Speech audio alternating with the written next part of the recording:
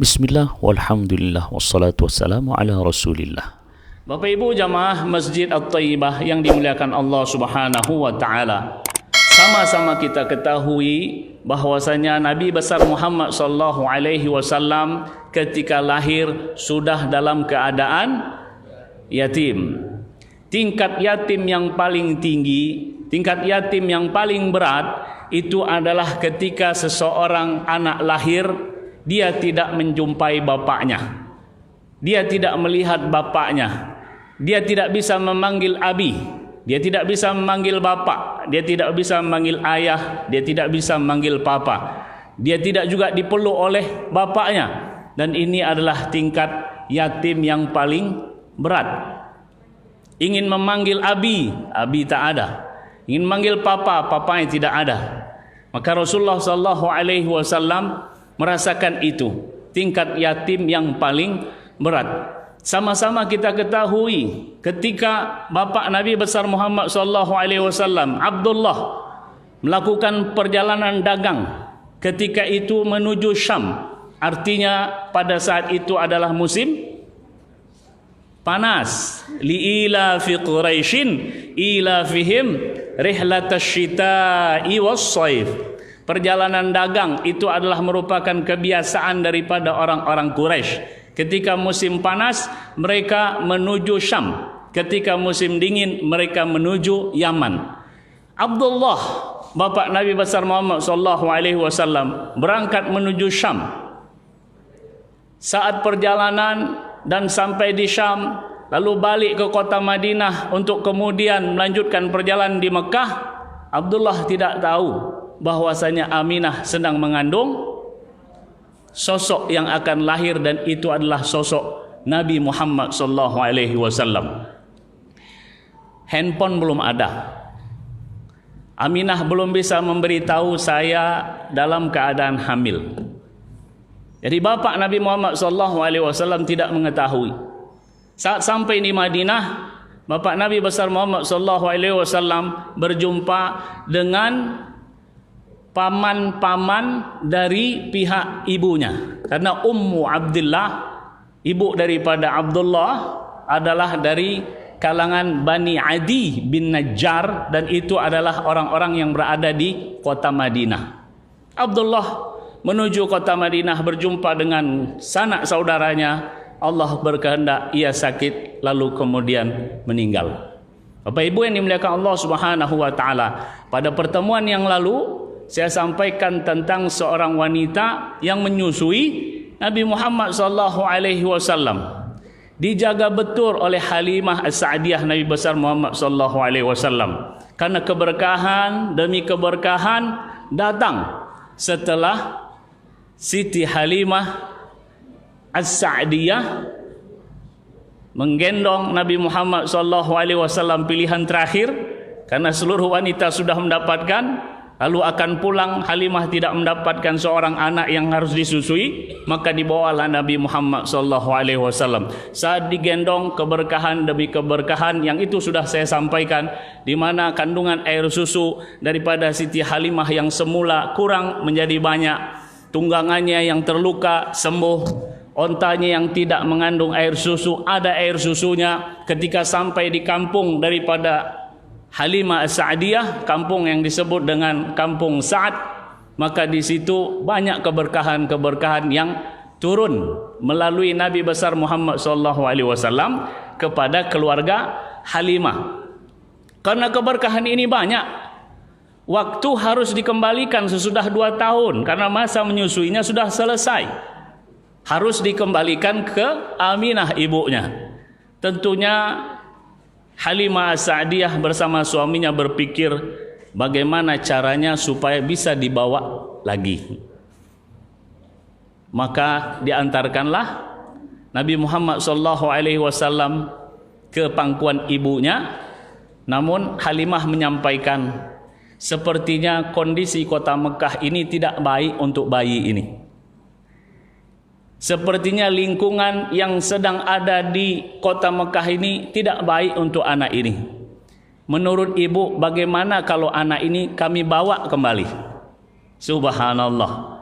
Cara Siti Halimah ataupun Halimah As-Sa'diyah untuk membawa kembali Nabi Muhammad sallallahu alaihi wasallam. Dengan pertimbangan itu, akhirnya Aminah, ibu Nabi besar Muhammad sallallahu alaihi wasallam, memberikan kesempatan kepada Halimah untuk membawa Nabi Muhammad sallallahu alaihi wasallam. Nabi Muhammad pun dibawa, sehingga terjadi satu peristiwa yang disampaikan oleh anak Halimah saat itu. Mereka sedang bermain, tahu-tahu ada dua orang dengan pakaian putih. Anak Halimah menjumpai Halimah karena ibunya, "Mak, ada dua orang berpakaian putih mendatangi Muhammad dan membelah dadanya." Begitu khawatir Siti Halimah, lalu ia keluar menjumpai Nabi besar Muhammad sallallahu alaihi wasallam. Nabi Muhammad sudah dalam keadaan duduk dan dua sosok laki-laki yang berpakaian putih sudah tak nampak. Siapakah yang dua tersebut? Malaikat. Membersihkan dada Nabi besar Muhammad sallallahu alaihi wasallam, mencucinya dengan air Zam-Zam, lalu timbullah kekhawatiran pada Halimah dan suaminya Al-Harith bin Abdul Uzza. Kalau nanti terjadi apa-apa, malah kita yang bertanggung jawab. Kita pulangkan yuk Muhammad sallallahu alaihi wasallam ke ibunya. Maka dibawalah Nabi Muhammad kembali berjumpa dengan Siti Aminah. Siti Aminah kaget. "Bukankah kalian kemarin, beberapa hari lalu, beberapa waktu lalu meminta untuk membawa kembali? Loh, kok sekarang dikembalikan? Kenapa?" Apa jawaban Halimah? "Enggak ada apa-apa, Bu. Baik-baik aja Muhammad, Bu. Kami juga baik-baik." "Enggak, pasti ada sesuatu yang kalian sembunyikan. Sebutkan." "Enggak, Bu. Baik-baik aja." Siti Aminah kemudian bertanya lagi, "Ada apa?" Barulah diceritakan peristiwa pembelahan dada Nabi besar Muhammad sallallahu alaihi wasallam yang membuat Halimah As-Sa'diyah khawatir. Namun Aminah sebagai ibu Nabi besar Muhammad sallallahu alaihi wasallam tidak ada kekhawatiran akan hal itu. Kenapa?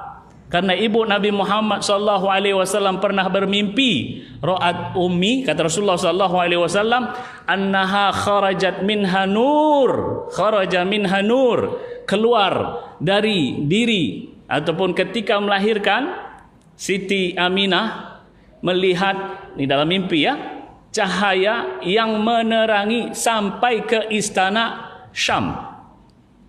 Maka saya tidak khawatir. Saat saya melahirkan Muhammad ini, wa huwa mu'tamidun ala yadayhi, dia bersandar dengan kedua tangannya, wa rafa'a ra'sahu ila sama, sementara kepalanya ia angkat menuju ataupun melihat ke langit. Maka saya tidak akan khawatir akan peristiwa yang terjadi pada Muhammad. Maka tinggalkanlah ia. Halimah beserta suaminya pun kembali. Rasulullah sallallahu alaihi wasallam telah kembali ke pangkuan ibunda tercinta Aminah sampai pada umur 6 tahun. Rasulullah sallallahu alaihi wasallam, Bapak Ibu yang dimuliakan Allah Subhanahu wa taala, saya yakin tahu bahwasanya di umur 6 tahun ibu Nabi Muhammad Aminah binti Wahab meninggal. Namun saya ingin sampaikan kepada Bapak Ibu sekalian yang dimuliakan Allah Subhanahu wa taala, perjalanan Siti Aminah menuju kota Madinah. Apa yang dilakukan oleh Siti Aminah? Ingin bersilaturahim. Kemana? Ke Madinah. Menjumpai keluarga daripada bapak Rasulullah sallallahu alaihi wasallam. Bahasa Arabnya begini Pak, akhwal. Akhwal itu adalah paman dari pihak ibu. Paman dari pihak ibu Abdullah. Itu ada di kota Madinah. Nama kabilahnya Adi bin Najjar, Bani Adi bin Najjar. Allah berkehendak seperti itu. Ada hubungan kerabat dengan orang-orang yang ada di Madinah. Karena suatu saat nanti Rasulullah sallallahu alaihi wasallam akan ke kota Madinah. Sampai di kota Madinah bukan sesuatu yang aneh karena keluarga juga ada di situ. Maka Rasulullah sallallahu alaihi wasallam diajak oleh Siti Aminah menuju kota Madinah, pertama untuk bersilaturahim. Yang kedua untuk menziarahi kuburan bapak Rasulullah sallallahu alaihi wasallam Abdullah. Perjalanan jaraknya dari Makkah menuju Madinah sekitar 500 km. Yang berangkat saat itu Aminah binti Wahab, Ummu Aiman, dan anak kecil berumur 6 tahun Muhammad sallallahu alaihi wasallam. 500 km. Perjalanan siang malam, perjalanan seorang anak dengan ibunya, seorang anak memanggil ibunya, bercanda dengan ibunya, meminta sesuatu dengan ibunya dalam perjalanan yang cukup panjang ini. Sampailah di kota Madinah, dijumpakanlah oleh Siti Aminah keluarga yang ada di kota Madinah dari kabilah Bani Adi bin Najjar. Sesudah berjumpa dengan kerabat yang ada di Madinah, Rasulullah sallallahu alaihi wasallam dibawa oleh ibunya untuk menziarahi kubur bapaknya. Satu pelajaran yang bisa kita ambil, bagaimana sosok ibu mengajarkan kepada anaknya silaturahim kepada keluarga suaminya yang sudah meninggal. Jadi jangan putuskan hubungan karena anak ini punya paman-pamannya. Maka ibunya Rasulullah SAW mengajarkan untuk bersilaturahim, menjalin tali persaudaraan, bukan tali persaudaraan lagi, ini lebih daripada saudara karena ada hubungan darah. Maka itu adalah pelajaran bagi ibu-ibu dan bagi kita semua. Rasulullah SAW dikenalkan dengan keluarga yang ada di kota Madinah. Sesudah itu barulah Siti Aminah menziarahi kubur bapaknya. Bapak Ibu yang dimuliakan Allah Subhanahu wa taala, tangan Rasulullah dipegang oleh Siti Aminah, diperlihatkan inilah kubur Abdullah bin Abdul Muttalib. Mohon maaf. Kita bayangkan seorang anak yang berumur 6 tahun. Dia tidak pernah melihat bapaknya, bahkan tidak akan pernah melihat bapaknya. Dia tidak pernah memanggil bapak, dia tidak pernah mendapat pelukan dari seorang bapak. Lalu ibunya mengenalkan, ini kubur bapakmu, wahai anakku. Bagaimana perasaan Nabi besar Muhammad SAW ketika itu berumur 6 tahun melihat kubur bapaknya yang dia tidak pernah lihat sama sekali. Pastilah Rasulullah SAW meneteskan air mata, dan ibunya meminta Nabi Muhammad untuk bersabar. Saatnya Siti Aminah kembali ke kota Mekah. Namun sebelum kembali ke kota Mekah, Siti Aminah berjumpa dengan kerabat keluarganya yang di Madinah untuk izin kembali ke kota Mekah. Bapak Ibu yang muliakan Allah Subhanahu wa taala, Siti Aminah, Ummu Aiman, dan seorang anak Muhammad SAW berumur 6 tahun melakukan perjalanan pulang dari kota Madinah ke kota Mekah. 150 km dalam perjalanan, tepatnya tempat yang bernama Abwa. Ibu Nabi Muhammad SAW merasakan sakit. Begitu terasa sakitnya, akhirnya Aminah binti Wahab terjatuh. Saat itu Ummu Aiman menahan. Dan saat itu Aminah binti Wahab, ibu Nabi besar Muhammad SAW, dalam sebuah riwayat mengangkat tangannya ingin memeluk Nabi Muhammad. Maaf. Namun Allah berkehendak Siti Aminah meninggal. Di umur 6 tahun, perjalanan masih jauh. Baru 150 km dari Madinah. Masih ada 350 km lagi menuju kota Makkah. Siti Ummu Aiman mengatakan kepada Muhammad, "A'inni, tolong saya. Kita gali kubur untuk kita kuburkan ibu kamu." Seorang anak berumur 6 tahun membantu Ummu Aiman menggali tanah dan menggali tanah tanpa ada alat, padang pasir, dan tempatnya itu adalah di Abwa.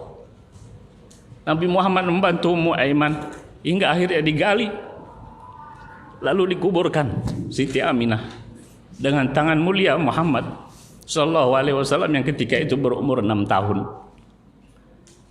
Ketika selesai dikuburkan, Ummu Aiman memegang tangan Nabi Muhammad SAW untuk melanjutkan perjalanan. Nabi Muhammad mengatakan, Ummi, seakan-akan ingin mengajak, ibu saya, mana ibu saya? Subhanallah, perjalanan masih jauh, 350 km lagi. Saat perjalanan dari Mekah menuju Madinah, masih ada ibu, masih bercanda dengan ibu. Dari Abwa menuju kota Mekah, ibu sudah tidak ada. Bagaimana perasaan seorang anak saat itu yang pulang tidak lagi bersama ibunya? Tentulah sedih. Maka ketika sampai di kota Mekah, Nabi Muhammad SAW langsung pergi ke rumah kakeknya Abdul Muttalib. Dia ketuk pintu rumah kakeknya. Kakeknya pun membuka. Ketika membuka, Abdul Muttalib mengatakan, "Aina ummuk?" Mana ibu kamu? Nabi Muhammad mengatakan, matat, meninggal. Abdul Muttalib kemudian memeluk dan mengatakan, "Anta bunayya." Engkau adalah anakku wahai Muhammad. Begitu sayang Abdul Muttalib dengan Nabi Muhammad SAW, pelukan kasih, pelukan sayang. Membayangkan seorang anak umur 6 tahun, bapaknya sudah tidak ada, ibunya meninggal. Begitu cobaan Nabi kita Muhammad SAW.